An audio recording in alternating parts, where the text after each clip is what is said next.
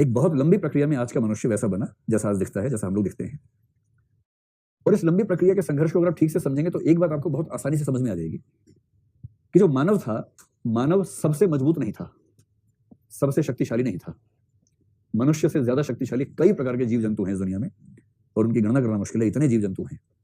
और कुछ नहीं, हाथी तो है ही, भालू है, शेर है, चीता है, तेंदुआ है। डायनासोर एक जमाने में था, बहुत धौंस में था, मिट्टी में मिल गया। तो ऐसा हो सकता है, ऐसे बहुत सारी स्पीशीज होंगी जो सारी स्पीशीज हमसे बेहतर है। गैंडा है, मगरमच्छ है। इन सबके साथ अगर किसी मनुष्य की मुठभेड़ हो जाए तो मनुष्य पहले मुठभेड़ करेगा, फिर मुंह भेड़ हो जाता है, उसके मुंह में चला जाता है भेड़ बनकर, उसके बाद वो खा जाता है उसको। कौन पूछता है? इसके बावजूद इन स्पीशीज के सारे संघर्ष में जीता मानव ही। वो डायनासोर से भी जीत गया, शेर, चीता, भालू, इन सबसे भी जीत गया। और जितने बड़े बड़े स्पीशीज थे उन सबसे वो ज्यादा सफल रहा। और इसका मतलब ये हुआ कि धीरे धीरे एक बात रियलाइज हो गई कि दुनिया में जीतने के लिए फिजिकल पावर नहीं चाहिए। अगर फिजिकल पावर से ही होता तो दिल्ली का सीएम किसी दंगल से निकलता, भारत का पीएम किसी अखाड़े में से आता। अखाड़े वाले काले कपड़े पहन के आगे पीछे सलाम ठोक रहे हैं, और जो व्यक्ति फिजिकली एकदम साधारण सी बिल्ट का है वो सीएम पीएम बन के घूम रहा है। इसका मतलब है कि फिजिकल बिल्ट या फिजिकल पावर पैरामीटर नहीं है कि कौन कितना आगे बढ़ेगा। मनुष्य के इतिहास में क्या हुआ कि जब मनुष्य 4 पैर से 2 पैर पे आया और धीरे धीरे जब उसका स्ट्रक्चर चेंज हुआ, होते होते उसका दिमाग थोड़ा बड़ा होने लगा। और इवोल्यूशन के प्रोसेस में उसका मस्तिष्क न केवल बड़ा हुआ बल्कि वो जटिल भी हुआ, कॉम्प्लेक्स हुआ। और इस जटिल यानी कि कॉम्प्लेक्स और बृहत मस्तिष्क ने मनुष्य को सोचने समझने की ऐसी क्षमताएं दे दी जो क्षमताएं बाकी स्पीशीज के पास या तो है नहीं, और अगर हैं तो बहुत सीमित मात्रा में है। और जब बहुत सीमित मात्रा के समझदार प्राणी से आपको झगड़ा करना होगा तो आपके लिए जीतना बहुत आसान है, क्योंकि उसको आप आराम से गधा बना सकते हैं। और अगर वो है ही गधा, मान लीजिए गधा ही स्पीशीज है, तब तो कोई दिक्कत वैसे भी नहीं है। कोई और है तो भी दिक्कत नहीं है, क्योंकि आप उसको आराम से मैनेज कर सकते हैं। तो धीरे धीरे मनुष्य सारी स्पीशीज पे हावी हो गया। हाथी हीरो बन रहा था, कुचल दूंगा कुचल दूंगा। मनुष्य ने क्या किया, गड्ढा कर दिया बड़ा सा, और गड्ढे के ऊपर घास भर दी, और गड्ढे के उधर खड़ा हो गया, बोला आओ ना आओ ना आओ गजरा जाओ। और हाथी पागलों की तरह ऐसे घूमता घूमता आ रहा है और गड्ढे में घुस गया। उसके बाद 4 दिन उसको भूखा रखा, और जब हाथी तड़प गया फिर उसको रस्सी से बांधा, ट्रक में लादा, दांत निकाले, उसके खिलौने बनाए, और उसके बाद हाथी को सर्कस में लगा दिया। उसके बाद से हाथी सर्कस में सूंड उठा के सबको दिखाता है, क्योंकि हाथी बेचारा दिमाग से पैदल था और आदमी के पास दिमाग है। शेर, चीता हीरो बनते हैं, मनुष्य जीपीएस का चिप लगाया था उसके ऊपर। तो टाइगर सोचता है कोई मुझे देख ना पाए, टूरिस्ट आते हैं अभयारण्य में, मुझे देख ना पाए, उसे क्या पता चिप लगा रखी है। कहीं भी जाता है छुपता है, तब भी चिप से पता लगता है कहाँ छुपा हुआ है। गाड़ी वहीं पहुंच जाती है, इसके अंदर छिपा हुआ, देखो देखो देखो। वो समझ नहीं पा रहा कि कैसे मैनेज करूं, क्योंकि उस बेचारे के पास उतना दिमाग नहीं है जितना दिमाग मनुष्य के पास है। तो धीरे धीरे मनुष्य को समझ में आ गया कि हम जो बाकी स्पीशीज से आगे बढ़े, उसकी असली क्षमता देखिए। जीवन में असली एक चुनौती क्या है कि हर मनुष्य चाहता है कि सफल हो। आप सबके पेरेंट्स चाहते हैं कि आप सफल हो, आप भी चाहते हैं कि आप सफल हो। असली चुनौती यह है कि कोई व्यक्ति सफल कैसे होगा, और इसकी संघर्ष यात्रा इतनी पुरानी है। हर पेरेंट्स अपने बच्चों को चाहता है कि उसके अंदर वो चीज पैदा कर दे कि वो सफल हो जाए। इसलिए यह खोज भी उतनी ही पुरानी है समझने की कि आखिर व्यक्ति सफल किस चीज से होता है। कुछ लोग बोलते हैं इंटेलिजेंस से होता है, आजकल कुछ लोग जैसे डेनियल गोलमैन ने कहना शुरू कर दिया कि इमोशनल इंटेलिजेंस से होता है। कुछ कहते हैं ना, सब प्रकार की बातें हैं, परसिस्टेंस कोशेंट से होता है, पीक्यू से होता है। कुछ तो और आजकल 30 मार खाया करेंगे ना, स्पिरिचुअल कोशेंट से होता है, एसक्यू से होता है। और सारा झगड़ा इस बात का है कि आखिर कौन सी वो चीज है जो चीज किसी व्यक्ति को बाकी व्यक्तियों से और मानव सभ्यता को बाकी स्पीशीज की तुलना में ज्यादा सफल बनाती है। यह है मूल झगड़ा, आप समझ पा रहे हैं।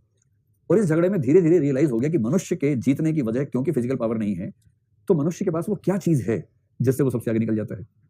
और इसी प्रश्न का एक वाक्य में उत्तर, एक शब्द में उत्तर क्या है, वही चीज है इंटेलिजेंस या बुद्धिमत्ता। इसलिए अरस्तु जैसे लोगों ने बहुत खुल के ये बात कही है। वो कहते हैं कि मनुष्य एक रैशनल एनिमल है, मनुष्य एक तार्किक प्राणी है, विवेकशील प्राणी है। मनुष्य कैसा प्राणी है, अलग अलग कहानियां हैं। सोशियोलॉजी के लोग बोलते हैं मनुष्य एक सामाजिक प्राणी है, सोशल एनिमल है। आपने बचपन में सुना होगा ना, man is a social animal. है तो एनिमल ही, लेकिन सोशल एनिमल है। ठीक है। फिलोसफी में अरस्तु जैसे लोग कहते हैं कि man is a rational animal. और इसलिए अलग अलग विषय के लोग अलग अलग व्याख्या करते हैं। सच बात यह है कि मैन न तो केवल सोशल है, न केवल रैशनल है, और न ही पूरी सृष्टि में केवल हम सोशल हैं, न ही केवल हम रैशनल हैं। एक समय के मूर्ख मानते थे कि मनुष्य के अलावा कोई सामाजिक नहीं है। बाद के समझदारों ने साबित किया कि मनुष्य जितना सामाजिक है, लगभग उसके आसपास की सामाजिकता मधुमक्खियों में भी है, चींटियों में भी है, और भी कई स्पीशीज में है।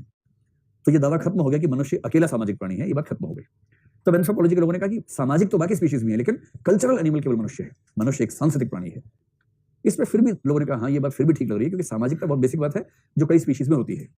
सांस्कृतिक एलिमेंट थोड़ी सी जटिल बात है जो शायद केवल मनुष्य में है। अरस्तु ने कहा कि मनुष्य तार्किक प्राणी है, तार्किकता पशुओं में नहीं होती है। ये बात वेस्टर्न फिलोसफी में इतने लोग कह चुके हैं। इकोनॉमिक्स के लोग भी मानते हैं कि मनुष्य बेसिकली रैशनल एनिमल है, और अमाउंट ऑफ रैशनैलिटी से ही पता लगता है कि अमाउंट ऑफ ह्यूमैनिटी कितना ज्यादा है।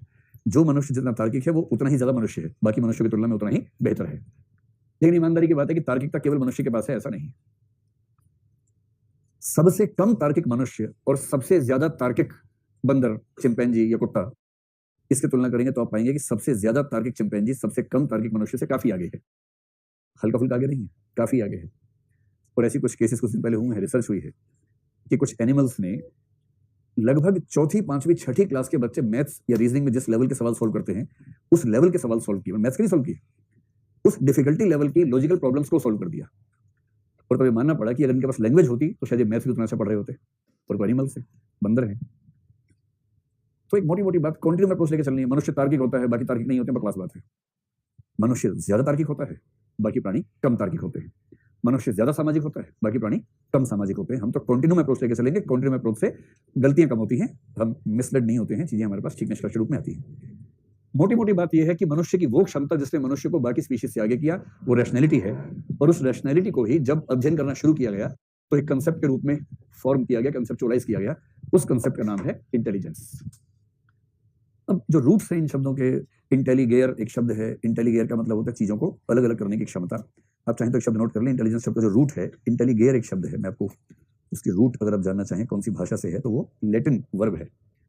तो कहीं अगर मौका मिले तो इस शब्द का इस्तेमाल कर दीजिएगा। लैटिन वर्ब है, यानी क्रिया है लैटिन भाषा की, और इस वर्ब की स्पेलिंग है इंटेलिगेयर या जेयर, GERE। इंटेली के बाद GERE। और इंटेलिगेयर का मतलब होता है चीजों को अलग करने की क्षमता या पिक आउट करने की क्षमता। तो कुछ चीजों के बीच में से कुछ ढूंढने की क्षमता, अलग करने की क्षमता। जो व्यक्ति विभिन्न चीजों को अलग अलग कर सकता है उसके पास ये क्षमता ज्यादा है। ये इसका रूट है, यानी शब्द का मूल है। लेकिन अब इस कंसेप्ट का मतलब सिर्फ इतना तो बचा नहीं है, अब तो कंसेप्ट काफी आगे बढ़ गया है। तो सबसे पहले समझते हैं इंटेलिजेंस का एकदम बेसिक मतलब क्या है। बेसिक मतलब यह है कि इंटेलिजेंस एक क्षमता है, एक एबिलिटी है या योग्यता है। और उस योग्यता से हम क्या क्या करते हैं, जब तक हम कॉम्प्लेक्सिटीज में ना जाएं तब तक इंटेलिजेंस को डिफाइन करने के लिए कौन सी बेसिक बात मान सकते हैं। तो इंटेलिजेंस या बुद्धिमत्ता एक क्षमता या योग्यता है जिसके माध्यम से हम 3-4 तरह के काम कर लेते हैं। सबसे पहला काम क्या कर लेते हैं? टू अंडरस्टैंड, यानी समझना। तो कुछ भी समझने की जो क्षमता है वो इंटेलिजेंस का एक पक्ष है। अच्छा, समझने को या अंडरस्टैंड करने को थोड़ा सा और अच्छी भाषा में कहें और गहराई के साथ कहें, उसको बोलते हैं टू कॉम्प्रीहेंड। आप कॉम्प्रीहेंशन के सवाल करते हैं ना, कॉम्प्रीहेंशन क्या है? कॉम्प्रीहेंड करने की क्षमता। और कॉम्प्रीहेंड करने का मतलब होता है चीज को उसके सभी आयामों के साथ एग्जैक्टली समझने की क्षमता। तो बोधन की क्षमता, टू अंडरस्टैंड, टू कॉम्प्रीहेंड, इनको आप दो माने चाहे एक माने, एक ही बात है। इसलिए पहला है to understand and to comprehend. Understand एक सामान्य शब्द है, किसी बात को समझना, अंडरस्टैंड करना है। कॉम्प्रीहेंड करना अंडरस्टैंड करने का ही एक थोड़ा सा ज्यादा गहरा रूप है, जटिल रूप है। कॉम्प्रीहेंशन में क्या होता है? कोई वाक्य अपने आप मुश्किल थोड़ा होता है, सारे वाक्य सामान्य हैं। लेकिन उसमें ऐसा हो सकता है कि कोई एक वाक्य 3-4 वाक्यों से मिला के बना हो। ये हो सकता है कि 7वें वाक्य में जाकर पहले वाक्य की बात पूरी स्पष्ट हो पा रही हो। और इसलिए पूरी बात को सभी आयामों के साथ एग्जैक्ट सेंस में समझना, सटीक रूप में समझना, इस क्षमता को बोलते हैं कॉम्प्रीहेंड करना। बात को ठीक तरीके से अपने दिमाग में बैठा लेने की क्षमता, इसको बोलते हैं कॉम्प्रीहेंड करने की क्षमता। तो अंडरस्टैंडिंग का थोड़ा सा बेहतर रूप, थोड़ा सा गहरा रूप, इसको बोलेंगे कॉम्प्रीहेंड करने की क्षमता है। दूसरा काम जो इंटेलिजेंस के माध्यम से हम करते हैं वो है जो लॉजिकल ऑपरेशंस हैं, तार्किक क्रियाएं। तो उसको रीजनिंग कह सकते हैं, लॉजिक कह सकते हैं, या ऐसा कोई भी शब्द। तो तार्किक क्रियाएं करने की योग्यता है, to indulge in logical operations. कोई भी ऐसा काम जिसको करने के लिए लॉजिक की जरूरत है। और लॉजिक ऑपरेशंस का बेसिक मतलब क्या हुआ? जैसे आपको कोई विषय पढ़ना है, मैथ्स पढ़ना है मान लीजिए, मैथ्स पढ़ने के लिए क्या चाहिए? लॉजिकल फैकल्टी चाहिए। क्योंकि मैथ्स क्या है? लॉजिकल सेंस को जब नंबर्स के रूप में ले आएंगे तो वो मैथ्स बन जाएगा।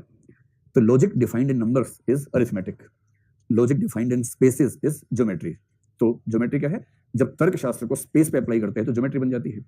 इसलिए अगर आपके लॉजिकल ऑपरेशंस अच्छे हैं तो इसकी संभावना है कि आपका मैथ्स बेहतर होगा, गणित आपका अच्छा होगा। इस सेंस में कहते हैं लॉजिकल ऑपरेशन। या फिर जो रीजनिंग है, कोई भी ऐसा सवाल जिसका संबंध रीजनिंग से होगा वो भी आप बेहतर करेंगे अगर आपने तार्किक क्रियाएं करने की क्षमता बेहतर है। तो ये दो बातें हो गई। तीसरे दो शब्द हैं जो शब्द थोड़े से कुछ नहीं लग सकते हैं आपको, हालांकि जिक्र हुआ था एक दिन। एक होता है कंसेप्चुअलाइज करने की क्षमता। कंसेप्ट समझते हैं ना क्या है? To conceptualize. और टू कंसेप्चुअलाइज के लिए हिंदी में बोलेंगे अवधारणाएं समझने की क्षमता, अवधारणात्मक क्षमता।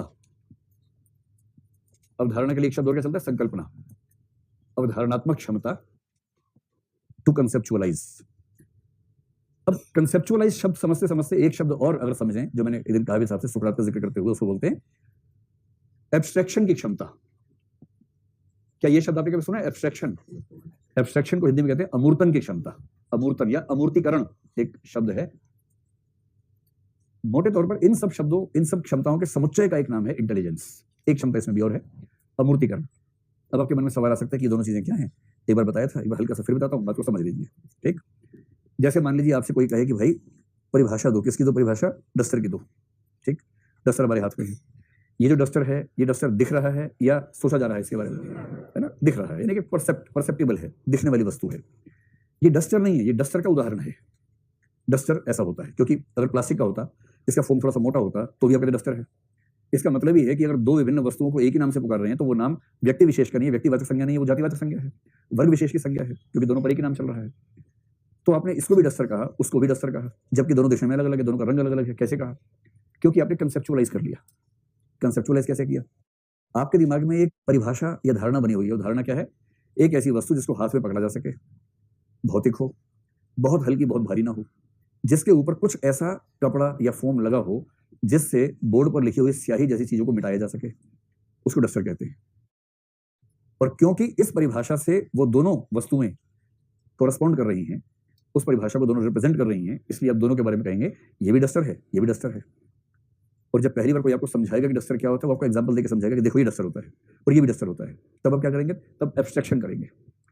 छोटे बच्चों को मूर्त समझ में आता है, जो सामने दिख रहा है वो, उस मूर्त में से जो गैर अनिवार्य है उसको हटा देना और केवल अनिवार्य पक्षों को जोड़कर मन में एक छवि बना देना, इसको बोलते हैं अवधारणा बनाना, यानी कि कंसेप्चुअलाइज करना।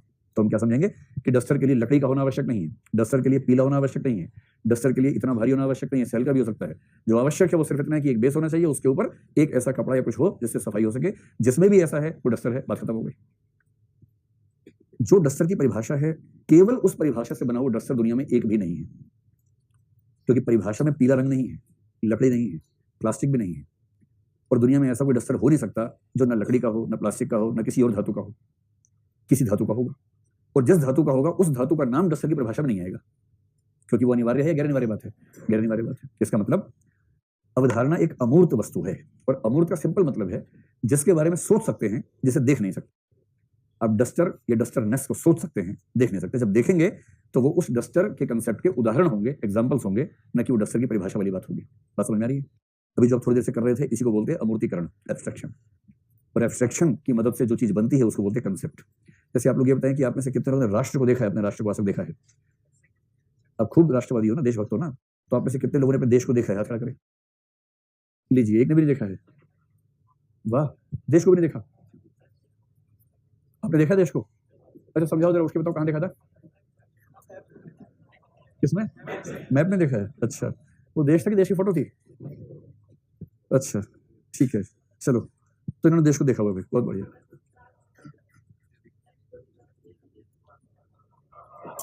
कह रहे ये जो सब दिख रहा है यही तो देश है। इसीलिए एक दार्शनिक था एजे एयर, जब उसको किसी व्यक्ति ने ऐसा तर्क दिया, उसने कहा कि मैं दर्शन की चर्चा करते हुए कवियों से बात करना पसंद नहीं करता हूं। दर्शन की चर्चा में कवियों की आवश्यकता नहीं है, क्योंकि कवि ये समझ भी नहीं पाते कि वो क्या बोल रहे हैं। उसने खास कंटेक्स्ट में ऐसा कहा, वो कवियों से बहुत नाराज रहता था, लेकिन उस कंटेक्स्ट में सही बात कही उसने। तो खैर चलिए, पानी क्या कहे बताइए? जो पानी आपके पास है उसका जो कंसेप्ट है पानी का, वो तो है हाइड्रोजन ऑक्सीजन से मिला हुआ, और जो आपके पास पीने वाला है उसमें एग्जैक्टली वो कंपोजिशन शायद ना मिले जैसा आप आइडियली सोचते हैं। उसमें कुछ ना कुछ ऐसा मिक्स होगा, बेशक वो धूल के थोड़े से कण हो, कुछ भी हो। इसलिए दर्शन कहते हैं कि परसेप्ट कंसेप्ट के बहुत नजदीक हो सकता है, लेकिन 100% वैसा नहीं हो सकता।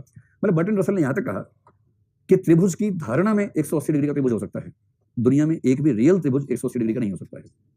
ये सब बड़ी रोचक रोचक बातें हैं, कभी विस्तार में इस पर आएंगे तो समझेंगे। बिंदु की परिभाषा है जिसकी ना लंबाई हो ना चौड़ाई हो, बनाओ ऐसा बिंदु। रेखा की परिभाषा है बिंदुओं में लंबाई हो किंतु चौड़ाई ना हो, बनाओ ऐसी लंबाई जो बिना चौड़ाई की है, बना लो। ज्योमेट्री की परिभाषाओं से बिंदु बन ही नहीं सकता, रेखा बन ही नहीं सकती, और फिर क्या बोलते हैं? त्रिभुज 3 भुजाओं का योग है, भुजा बन नहीं रही एक भी, तो बना रही त्रिभुज। इस सेंस में कहते हैं कि जो त्रिभुज है, जो बिंदु है, जो रेखा है, वो कंसेप्ट है। कागज पे उतारेंगे तो चौड़ाई आ जाएगी, तो रेखा रहेगी नहीं। कागज पे उतारेंगे तो बिंदु में मोटाई आ जाएगी, तो बिंदु रहेगा नहीं। इस वजह से जो आइडियल डेफिनेशन होती है और जो उसको हम कागज पे लाते हैं, उसमें अंतराल आ जाता है, और उसी अंतराल की वजह से कहते हैं कंसेप्ट एग्जैक्टली केवल सोचा जा सकता है, उसको देखा नहीं जा सकता है ना। इस पर जब दर्शन पढ़ेंगे तब और शास्त्रार्थ कर लेंगे।